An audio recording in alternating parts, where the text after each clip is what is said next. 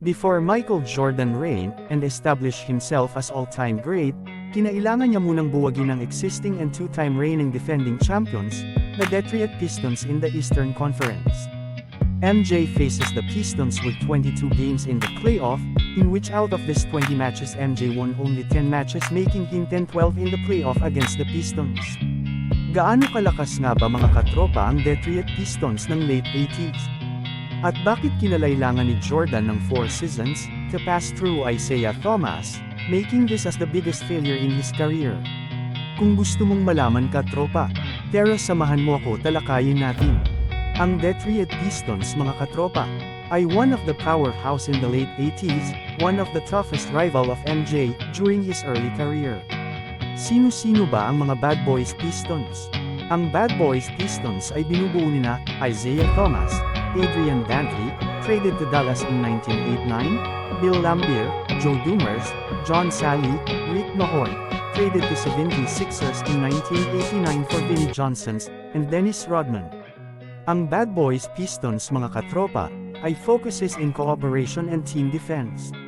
Sila ay naging one of the best teams in the NBA and make a lasting impression on basketball history thanks to their aggressive and physical style of play, talent, and chemistry.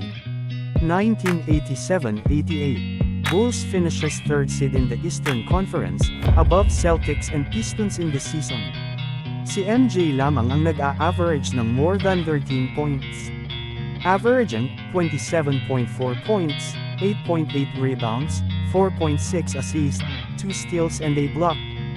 Meanwhile, Pippen and Grant just entered in the league as a promising rookies who came off the bench to add defense. Samantalang, ang Pistons ay merong Isaiah and Dumars, ang mga ito ay stronger than the majority of guards in that seasons, and can put Michael under defensive pressure. In the paint, the Pistons boasted players like Laimbeer, Rick Mahorn, and Dennis Rodman who could intimidate just about anyone.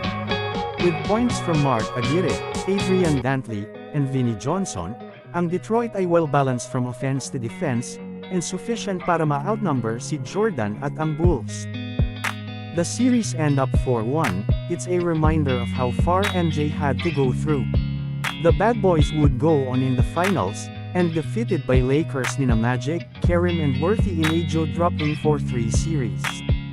1989. Nagharap ulit si MJ at ang BadBoys but this time sa Eastern Finals, MJ with something to prove, he lead the Bulls in 2-1 in the series. With Jordan draining in 46 points in Game 3, kinailangan ng BadBoys to come up with a plan to slow down MJ. Isaiah formulated the Jordan rules sa basbas ni Coach Chuck Daly. The Jordan rules. Isaiah quoted to Dumars, "If Michael is at the point, force him left and double him. If he is on the left wing, immediately double him. If he is on the right wing, force him middle and double him. The only other rule, anytime Michael goes by you nail him. Put him on the ground on every drive." With their new defensive scheme against MJ, nanalo ang BadBoys against the Bulls, at went through the finals at win alis ang defending champion Lakers in that series. 1990, nagharap ulit ang Bulls ni MJ at BadBoys in the Eastern Conference Finals.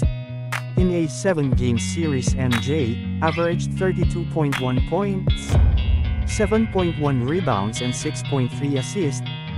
In Game 7, pinatunayan ng Pistons kung gaano sila kalakas, with a score of 93-74, and remaining certain and confident. Though, MJ had some help but just not enough. Imascore lang si Pippen ng 2 points and Grant doesn't shoot well, samantalang si Paxson naman ay hindi nakalaro because of sprained ankle. With the Jordan rule, MJ still managed to score 31 points. With that, the BadBoys went to finals and win a back-to-back champions. MJ broke the Jordan rules. Pagkatapos ng 3 consecutive loss ni MJ sa BadBoys, MJ improved and adapt BadBoys strategy, and everything changed for him, the Bulls, and the NBA. MJ managed to perfect his mid-range jumper and his post-game rather than driving from the perimeter and then taking flight, leaving himself open to BadBoys Jordan rules. At sa tulong ng triangle offense ni Coach Phil Jackson, MJ created a shots by catching the ball in position to score, with 3 dribbles or less. At dahil ang Pistons Jordan rules is to wear MJ down, mentally and physically, MJ hire a fitness trainer, and become part of the equation. 1991 Eastern Conference Finals. Winalis ni MJ ang two-time champions na BadBoys Pistons. In Game 4, Pistons left the court with a humiliating scoreboard reading 112-94, 15 seconds left on the clock. Ang panalo ng Bulls in this series is marked as a turning point for MJ career, as they later defeated the Los Angeles Lakers in the NBA Finals to claim their first title. The Bulls went on to become a dynasty in the 1990s, capturing 6 titles in 8 years. Ang mga bad boys ng Detroit Pistons ng 80s mga katropa, had a squad stacked with players, who would go on to become Hall of Famers. Ang best 50 players of all time include, Hall of Famers Joe Dumars and Isaiah Thomas. Sila ay may compelling case to be the best backcourt ever, and are regarded as one of the best all-around backcourts to ever play. Sa simula ang Hall of Famer na si Adrian Dantley ay part of the Bad Boys, but he was traded for Mark Aguirre, na siya namang overall number 1 pick at that time, averaging 22 points per game over the course of his 14-year career. Also, si Dennis Rodman, who will go into the Hall of Fame and is largely regarded as the best defensive player to ever play. Sa team sa NBA, it is rare to see among the teams in history that have many Hall of Famers. Sa tingin niyo mga katropa, is Detriot Pistons Bad Boys in the 80s is one of the best team ever assembled? Please leave a comment below, at kung hindi ka pa nakasubscribe, please click the subscribe and notification icons para ma-update kayo sa aking mga bagong upload. Maraming salamat, God bless.